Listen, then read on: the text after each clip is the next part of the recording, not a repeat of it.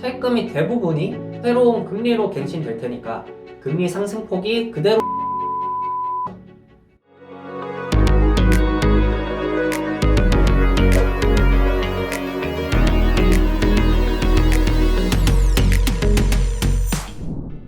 안녕하십니까. 레드버티컬 리서처 오재석입니다. 오늘은 저번 코스맥스 1부 영상에 이어서 주주 현황, 그리고 계열사 현황, 그리고 리스크 요인까지 알아보는 시간을 가져보겠습니다. 먼저 주요 주주 현황입니다.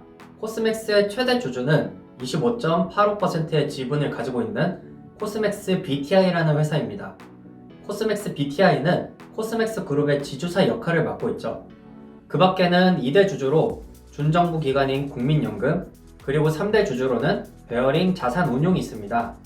지주사인 코스맥스 BTI는 이경수 회장 일가가 60.82%의 지분을 차지하고 있는데요. 이 중 이경수 회장의 개인 회사인 코스 M&M의 지분까지 포함해서 28.66%의 지분을 차지하면서 실질적인 최대 주주로 등극해 있습니다. 특이점으로는 BDA, 레시피 등의 이경수 회장 자녀들이 개인 회사를 보유하고 있다는 점인데요.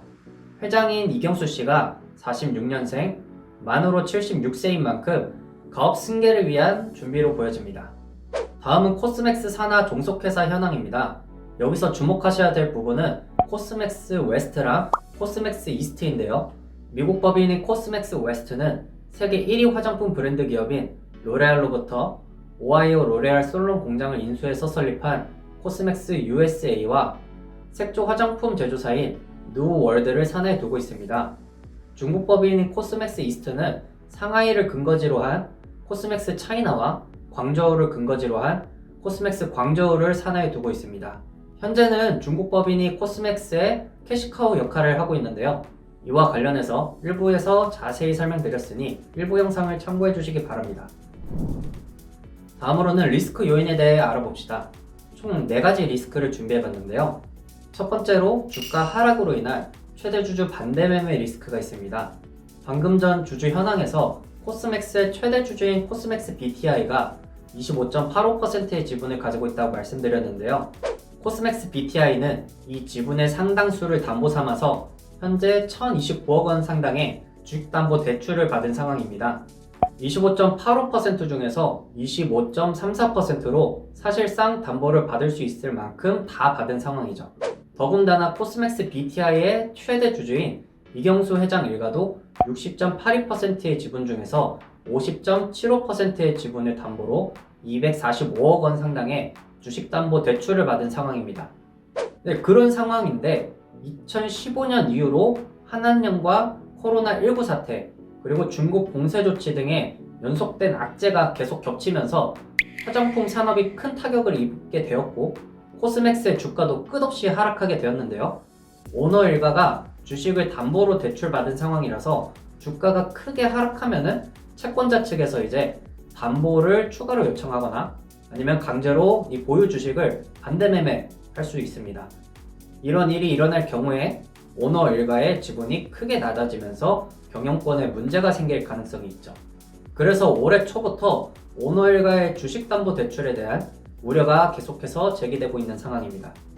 이어서 두 번째 리스크로는 전방 고객사인 이센그룹의 부진이 있습니다. 작년 2021년에 코스맥스는 중국 유명 색조 브랜드 퍼펙트 다이어리로 운영하는 이센그룹과 합작 법인을 설립하였습니다. 총 340억 원 규모로 코스맥스 광저우가 51%, 이센그룹이 49%를 출자하였습니다.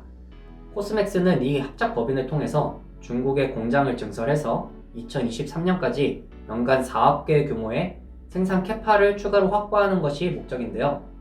기존 중국 법인 생산 캐파가 연간 6억 개였던 것을 고려해보면 거의 2배 가까이 생산 캐파를 늘리는 것이죠. 문제는 이 이센그룹의 실적이 예전만 하지 못하다는 거에 있습니다. 대표 브랜드인 퍼펙트 다이어리는 가성비를 내세워서 MZ세대를 기반으로 성장한 온라인 화장품 브랜드인데요. 유통 과정을 단축하고 온라인 자사몰을 운영하고 대량 생산을 통해서 원가를 절감한다든가 이런 노력을 통해서 가격 경쟁력을 확보했고요. 더불어 공격적인 마케팅으로 중국 화장품 시장을 빠르게 장악하였습니다. 이런 급성장에 힘입어서 2020년 11월에 중국 화장품 회사 최초로 나스닥에 상장하기도 한 그룹이죠. 하지만 이 중국 화장품 시장이 한국과 마찬가지로 점점 세분화가 되고 중소형 브랜드의 숫자가 늘어나면서 이센그룹 또한 입지를 잃고 있는 상황입니다. 더불어 과도한 마케팅으로 인해서 큰 폭의 적자를 겪게 되었는데요. 그래서 제로 코로나가 폐지되어서 화장품 수요가 다시 증가를 한다 해도 이센그룹의 실적이 예전만 하지 못할 것이다 라는 우려가 큽니다. 이 때문에 주가가 20분의 1 가까이 폭락하기도 하였고요. 심지어 나스닥에서 상장 폐지 이야기까지 나오고 있어요. 이런 상황에서 이센그룹과 생산 캐파 4억 개 규모의 공장을 신설하는 것은 위험 부담이 클 수밖에 없습니다. 수요 예측에 실패하게 되면 비용만 잔뜩 들어간 유효 설비가 될 테니까요. 세 번째 리스크 요인으로는 코스맥스 이스트 상장으로 인한 지주사 디스카운트가 있습니다. 연초에 코스맥스 중국 법인이자 캐시카우 역할을 맡고 있는 코스맥스 이스트가 상장을 계획 중이라는 소식이 들리면서 코스맥스에 투자한 투자자들이 집단 반발을 하는 상황이 있었습니다. 어느 한 투자자는 청와대 국민청원에 코스맥스의 물적 분할을 막아달라는 글까지 올렸었죠. 당시에 카카오페이나 카카오뱅크, LG 에너지 솔루션 등이 쪼개기 상장으로 논란을 일으킨지라 더욱 이슈가 되었습니다. 코스맥스는 중국 법인을 빼면 시체다라고 해도 좋을 정도로 중국 법인이 수익성에 많은 기여를 하고 있기 때문에 코스맥스 이스트가 상장을 하게 된다면 코스맥스의 주식 가치가 하락할 것은 불보듯 뻔한 상황이죠. 하지만 코스맥스도 상장을 할 수밖에 없는 상황이라고 합니다. 코스맥스 이스트가 설립될 당시에 SV 인베스트먼트가 재무적 투자자로서 10%의 지분을 가지고 참여했는데요. 코스맥스는 이 SV 인베스트먼트에게 2023년까지 상장하기로 계약을 하고 투자를 유치했다고 해요. 이를 지키기 위해서는 상장이 불가피하다는 입장입니다. 다음은 네 번째 리스크로 높은 금리로 인한 이자 비용 문제가 있습니다. 1편에서 코스맥스의 부채 비율이 동종업계보다 높아서 주의가 필요하다고 말씀드렸는데요. 이에 대해서 좀 더 살펴보겠습니다. 부채는 이자를 내는 부채와 이자를 내지 않는 부채로 나눌 수 있는데 이자를 내는 경우를 차입금이라고 합니다. 코스맥스는 그동안 이 차입금을 재원으로 공격적인 설비 투자를 진행하였는데요. 그 결과 2022년 3분기 말에 총 차입금 규모가 5,784억 원까지 상승을 했습니다. 코스맥스의 자산 총계는 1조 5,045억 원으로 자산 총계 중에서 차입금이 차지하는 비율인 차입금 의존도가 38.44%로 계산이 돼요. 이 차입금 의존도는 기업이 자금을 조달하는 데 있어서 얼마나 차입금에 의존을 하는지 보여주는 지표로서 통상적으로 30% 이하를 적정한 수준으로 평가합니다. 코스맥스의 차입금 의존도가 40%에서 50%대를 유지를 하고 있기 때문에 다소 불안정한 상황으로 볼 수 있겠네요.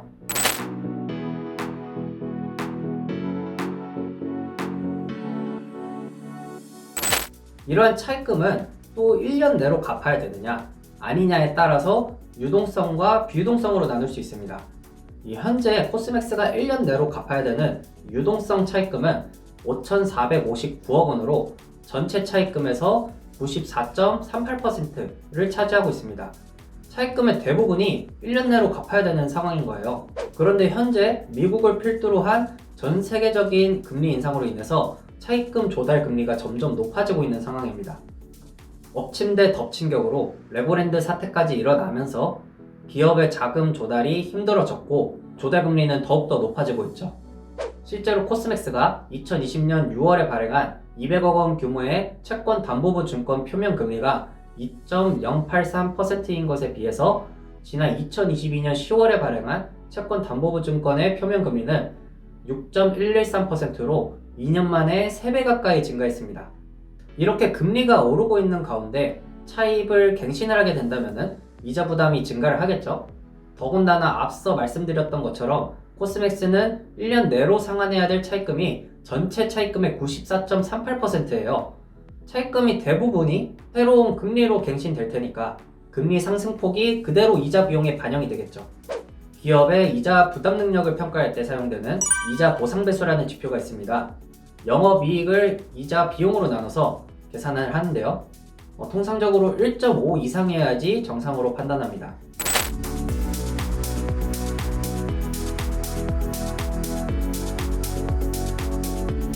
코스맥스의 이자 보상 배율은 2022년 3분기 말 기준으로 3.55인데요. 이를 해석을 하면은 영업이익이 이자 비용의 3.55배라는 뜻이에요.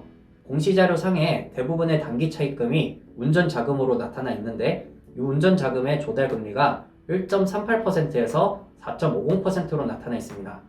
만기가 다가오는 차입금의 조달금리를 이제 보수적으로 3%로 가정을 할게요. 그리고 최근 코스맥스의 조달금리인 6%를 앞으로 갱신할 때 새롭게 책정될 조달금리로 가정하겠습니다. 그러면 이자 보상 배율을 다시 계산하면 1.775까지 하락을 하게 됩니다. 더군다나 최근 중국의 제로 코로나 정책으로 인해서 수익성 또한 악화가 되고 있어서 이자 보상 배율이 더 큰 폭으로 하락할 수도 있습니다. 현재 제로 코로나 폐지로 인해서 국내 화장품 ODM 업체의 실적이 개선될 것으로 예상이 되는 가운데 과연 이 턱 밑까지 차오를 것으로 보이는 코스맥스의 이자 보상 배율이 개선이 될 수 있을지 관심을 가지고 지켜봐야 될 것 같습니다.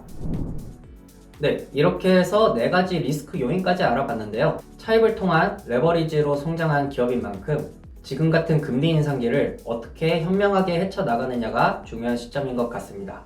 얼른 제로 코로나 정책이 폐지가 돼서 다시 한번 K화장품의 부흥을 이끌어가는 회사가 되었으면 하는 바람입니다. 정보가 유익하셨다면 구독과 좋아요 부탁드리고요. 시청해주셔서 감사합니다.